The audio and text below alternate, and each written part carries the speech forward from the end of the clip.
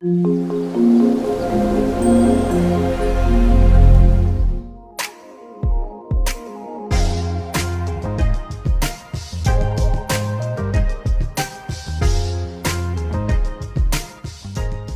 Index हुआ मेरा। Late से मैं यहां पे लिख रहा हूं E name equal to Sachin, query कर रहा हूं, डेटा आ रहा है। अब कंपोजिट इंडेक्स होता है कि भाई यूनिक इंडेक्स चाहूं तो प्राइमरी की पे यूनिक इंडेक्स बनाना चाहिए लॉजिकली। नाम तो मेरे डुप्लीकेट हो ही सकते हैं, तो नाम पे मेरे ख्याल से मुझे यूनिक इंडेक्स बनाने की जरूरत नहीं है। क्या करना चाहिए, मुझे एक कंपोजिट इंडेक्स बनाना चाहिए by using these two columns. तो वो कंपोजिट इंडेक्स बनेगा और उसके अंदर दो कॉलम का कॉम्बिनेशन जाएगा मेरे पास इस तरीके से, कॉमा ई नेम। ये जब इंडेक्स बनाऊंगा दो कॉलम को एक साथ यूज करके, जैसे मैंने कंस्ट्रेंट भी बनाया था दो कॉलम को यूज करके, ठीक है, बिल्कुल उसी तरीके से कंपोजिट होता है जब मोर देन वन कॉलम को यूज करके मैं अपना कोई एक यूनिक चीज मेंटेन करूं और उससे मेरी, जैसे ही मेरी टेबल में, अगर मैं टेबल में केवल और केवल ईएमपी से सेलेक्ट लगाऊंगा वेयर क्लॉज, तो मेरा क्या चलेगा, यूनिक इंडेक्स चलेगा। बट अगर मेरा ईएमपी नेम और एम्प्लॉय दोनों ही मेरे वेयर कंडीशन में, तो बजाय कि ये एम्प्लॉय नंबर के यूनिक इंडेक्स को पकड़ेगा, ये इस कंपोजिट वाले इंडेक्स को पकड़ेगा और डेटा को फास्ट वे में लेके आएगा। क्यों, क्योंकि कंपोजिट की वाला इंडेक्स एक डेटा मेंटेन कर रहा होगा अपने पास 101, सचिन, कुछ इस तरीके से। सारे के सारे जितना भी डेटा होगा मेरी टेबल में, उसका जो मेंटेन होगा डेटा वो कुछ इस तरीके से, कोई सचिन 2 होगा या सचिन 1 होगा, इस तरीके से ये एक अपने पास डेटा को स्टोर करके रखता है। तो इंडेक्सेस भी मेरे डेटाबेस ऑब्जेक्ट होते हैं और वो बिल्कुल टेबल के तरीके से डेटा को स्टोर करके रखते हैं। हाँ, फर्क क्या है, फर्क ये है कि टेबल से हम सेलेक्ट लिख के डेटा फैच कर सकते हैं, बट इंडेक्सेस से हम कोई भी सेलेक्ट लिख के डेटा फैच नहीं कर सकते, जबकि वो भी मेरा इंडेक्सिंग और वैल्यूज मेंटेन करता है। ठीक है, तो एक टेबल में लेट से आपके 10 लाख रिकॉर्ड है और आपने उसके ऊपर लेट से 5 इंडेक्स और बना दिए, जो कि कुछ रिलीवेंट इंडेक्स है, कुछ इररिलीवेंट इंडेक्स है। लेट से अगर मैं बात करूं क्रिएशन डेट, क्रिएशन डेट पर इंडेक्स बनाना टोटली लॉजिकल होगा, राइट, क्योंकि क्रिएशन डेट मेरी हर एक नैनो सेकंड का अलग होगा अगर डेटा मेरा फीड भी हो रहा है। तो ऐसे केस में मेरा कौन सा इंडेक्स बनता है, ऐसे केस में मेरा फंक्शन इंडेक्स बनता है। कैसे कि सेलेक्ट लिखा xx emp tl emp t, भाई टी आ जा, tl सेलेक्ट चलाया, सारा डेटा आ रहा है। मैं बोलता हूं और थोड़ा सा और अच्छे से दिखाता हूं, एक सेकंड रुको, ये मैं पहले एडिट कर रहा हूं सो दैट समझ में आए। मैं यहाँ पे एक को कर देता हूँ लेट से 22, दूसरे को कर देता हूँ 20 या 21 समथिंग कुछ कर देते हैं, समझने भर के लिए 21 करते हैं। कमिट कर देता हूँ इसको। अब मैं अपने डेटा को एक बार देखता हूँ क्या डेटा बोलता है मेरा डेटा। मेरे पास डेटा है, मैं बोलता हूँ सिस्टम को कि क्रिएशन डेट लेके आओ जहां पे मेरी वैल्यूज हैं 23 नवंबर 2021। अब यहीं पे आपको समझ में आ रहा होगा कि ये डेटा आएगा कि नहीं आएगा। ये डेटा यहाँ पर नहीं आएगा। क्यों नहीं आएगा, नीचे डेट में आप वैल्यूज देखो, टाइम स्टैम्प के साथ है, ठीक है, ऊपर वैल्यू दे रहा हूं सिंपल। तो यहां पर मेरा ये वाला इंडेक्स कौन सा, फंक्शन बेस इंडेक्स जो है, ये वाला इंडेक्स सीन में आएगा। मैं इसको लिखूंगा टू डेट और टू डेट लिखूंगा। तो बाय डिफॉल्ट टू डेट का कॉलम भी एक लगा देता हूं डमी, आपको वैल्यूज दिखाई दे कि वैल्यूज कैसे मेरी सेग्रीगेट हो गई है। ए लिखा,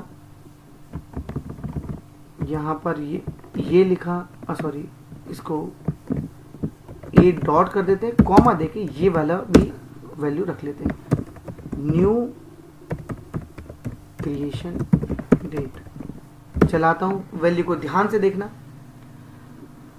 क्रिएशन डेट मेरा स्टिल अभी सिस्टम के अंदर यही है, ठीक है, लेकिन जैसे ही मैंने उसके ऊपर एक फंक्शन लगाया, टू डेट मेरा एक तरीके का फंक्शन है जो क्रिएशन डेट की एक्चुअल वैल्यू को अंदर लेके जा रहा है और वापस कर रहा है मेरे को ट्रंक्ड वैल्यू। मतलब टाइम स्टैम्प को हटी हुई वैल्यू मुझे रिटर्न कर रहा है। तो जब इस तरीके की वेयर कंडीशन लगेगी कभी भी, ये भी हो सकती है, टू नंबर की भी हो सकती है, टू कैर की भी हो सकती है, एक्चुअल रियल टाइम फंक्शन की भी हो सकती है, तो उन केसेस में मैं हमेशा बनाता हूँ फंक्शन बेस्ड इंडेक्स। मैं आपको थोड़ा थोड़ा बैकग्राउंड इसलिए दे रहा हूँ सो दैट आपको समझ में भी आ जाए और आप जब खुद से करो तो उसकी पिक्चर पूरी तरह से क्लियर हो कि ये हाँ ये बताया था, ये डिस्कस जरूर हुआ था। तो फंक्शन बेस्ड इंडेक्स इस तरीके से काम करते हैं, ठीक है। और क्या हो सकता है, और कहाँ पे फंक्शन बेस्ड मेरा यूज में आ सकता है, यूज में आ सकता है, लाइक एग्जाम्पल दे रहा हूँ एक और, मैं यहाँ पे देता हूँ एक और। हालांकि इन फंक्शंस की बात हम अलग से करते, बट अभी क्योंकि हम एग्जाम्पल देख रहे हैं इंडेक्स का, तो यहाँ पे समझना चाहिए, लाइक ई नेम, और इसको नाम देता हूँ न्यू ई नेम। अब यहाँ पे इतना सेलेक्ट चलाता हूँ, मैं सिस्टम को बोलता हूँ कि मुझे सचिन और रवि की वैल्यूज, या मैं बोलता हूँ मुझे सचिन की वैल्यू निकाल के दे दो, तो मुझे क्या लिखना पड़ेगा, यहाँ देखते हैं। यूजर को आप रिस्ट्रिक्ट नहीं कर सकते, मैंने लिखा ई नेम इक्वल टू SACHIN। मैं ऐसे लिखूंगा, वैल्यू आएगी मेरे पास 99% क्या 100% नहीं आएगी। क्यों नहीं आएगी?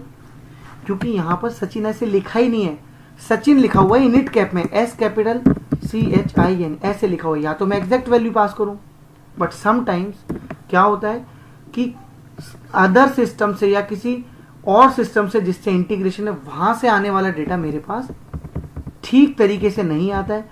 तो मैं क्या करता हूं, मैं सिंपली इधर भी अपर लिख सकता हूं। अब अपर पास करूंगा तब भी डेटा नहीं आएगा, क्यों? स्टिल मेरी टेबल के अंदर सचिन इनिट कैप में है। तो मैं क्या करता हूं, दोनों तरफ एक जैसा कर देता हूं, ऐसे कर देता हूं। अब आप देखोगे तो डेटा आपको मिलेगा। क्यों मिला?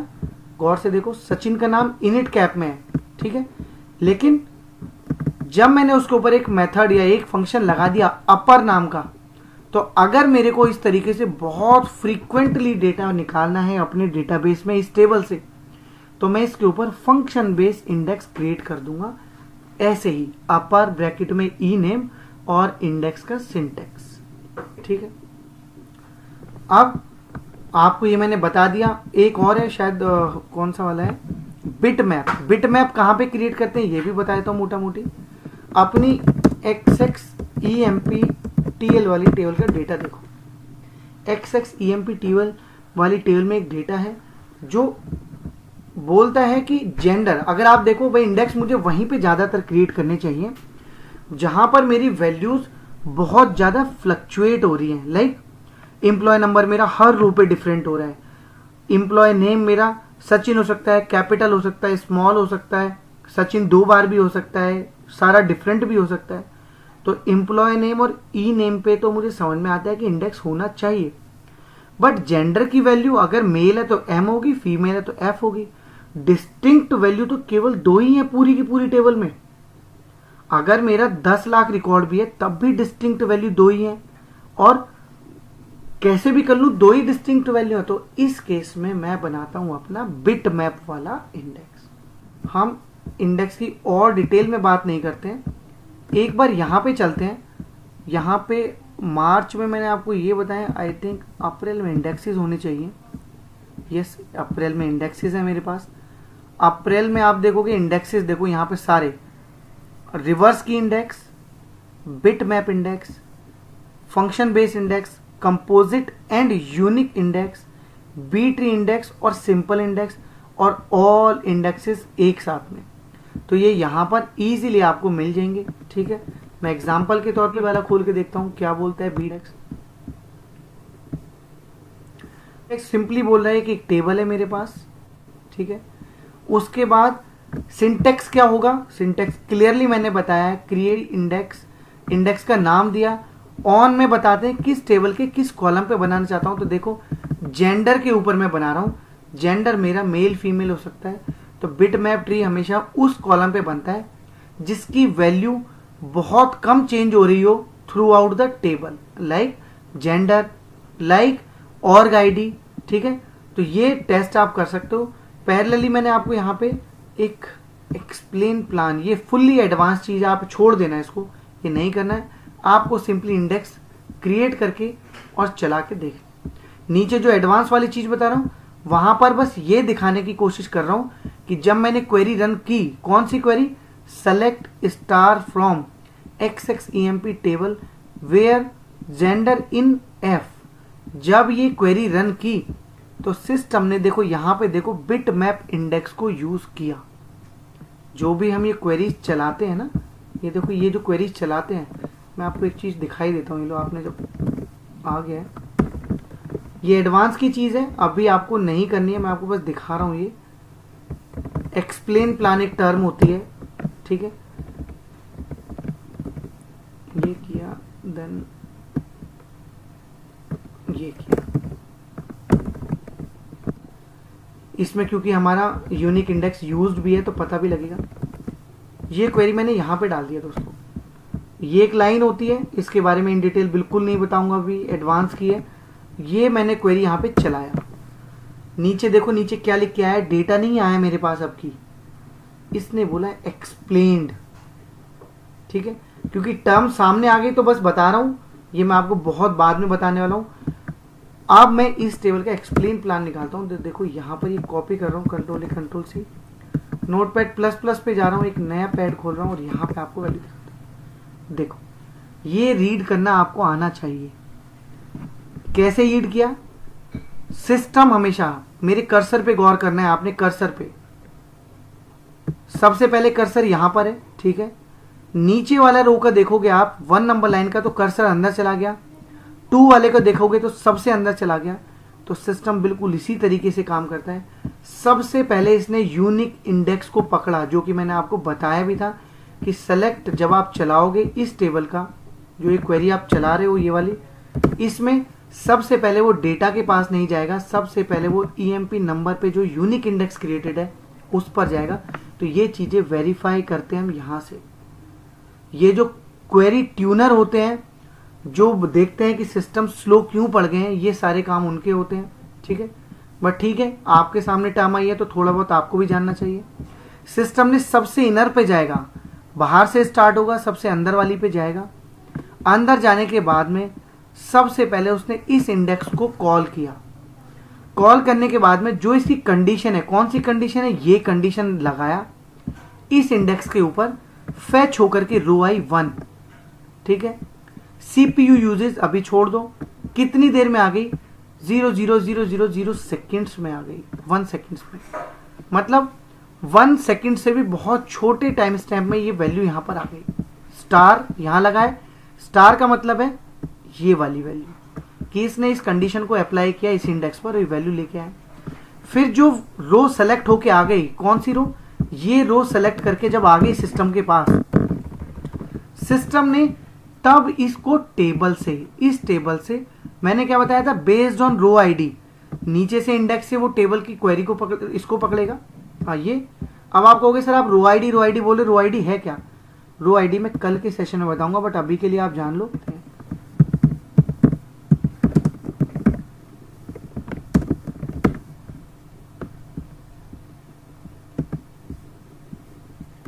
ये रहा इंडेक्स के बेसिस पे इसने ये वाली लाइन पकड़ी और फिर उसका रो आईडी निकाल करके, ये जो रो आईडी आपको दिख रहा है, रो आईडी क्या होता है, नथिंग बट एक ऐसा कोऑर्डिनेट जो यूनिक है। यूनिक मतलब अगर आप किसी एक लोकेशन पे कोई भी एक डब्बा रखोगे या आप किसी एक लोकेशन पे स्टैंड करते हो, वो यूनिक लोकेशन है। ऐसा कभी नहीं होगा कि एक ही लोकेशन पे मल्टीपल पर्सन स्टैंड कर जाएं, या आपकी किचन में एक लोकेशन पे एक डब्बा रखा हुआ है तो उस एक लोकेशन पे दूसरा डब्बा भी रख जाए, ऐसा कभी नहीं होगा। या तो वो हाइट में ऊपर होगा, या वो अगर सेम अलाइनमेंट में है तो हॉरिजॉन्टली वो अलग अलाइनमेंट पे होगा, वर्टिकली है तो वर्टिकली, मतलब एक कोऑर्डिनेट मतलब सिंगल एक ही। अगर एक टेबल के अंदर मैं मल्टीपल डुप्लीकेट डेटा भी इंसर्ट कर देता हूं, फिर भी हर एक रो मेरी यूनिकली आइडेंटिफाई होती है based on this row ID. Row ID is nothing but a address of a physical जो डेटा मेरा, जो ये डेटा है फिजिकली कहां पे स्टोर्ड है मेरे डेटाबेस के अंदर, ये उसका यूनिक एड्रेस होता है, यूनिक कोऑर्डिनेट होता है, ठीक है। तो तो जब इसने इंडेक्स को रीड करके वो रो आईडी निकाल ली जो यूनिक है, एक पूरे डेटाबेस में एक रो आईडी यूनिक होती है, उसके बेस में इसने पूरी टेबल को किस टेबल से निकाला, उस रो आईडी के बेस पे इस टेबल से, और फिर अपनी सेलेक्ट को रन किया और आपको डेटा दे दिया। ठीक है, तो ये एक्सप्लेन प्लान बोलते हैं इसको, ये आगे हम बात करेंगे। ठीक है, ये मैं अभी सेव भी नहीं कर रहा हूँ। रो आईडी भी हमने देख लिया, रो आईडी के बारे में इन डिटेल बात करेंगे आगे के सेशन में, होपफुली नेक्स्ट या नेक्स्ट टू नेक्स्ट सेशन में ही रो आईडी आने वाला है। तो यहाँ पे मैंने सारे इंडेक्सेस को कैसे यूटिलाइजेशन में लाना है वो मैंने इजीली अंडरस्टैंड कर लिया। ठीक है, तो इंडेक्सेस की डेफिनेशन हो गई, इंडेक्सेस को कहाँ से पढ़ना है ये लिंक्स मैं आज आपको दे दूंगा मेल पर। क्लियर, आगे देखते हैं। आगे मतलब कल के सेशन में हम सब क्वेरीज को देखेंगे। तो मैं ये चाहता हूं कि सब क्वेरीज को थोड़ा सा आप पहले से पढ़ के आओ, जिससे आपको पता रहे कि सब क्वेरी एक्चुअली करती क्या है। ठीक है।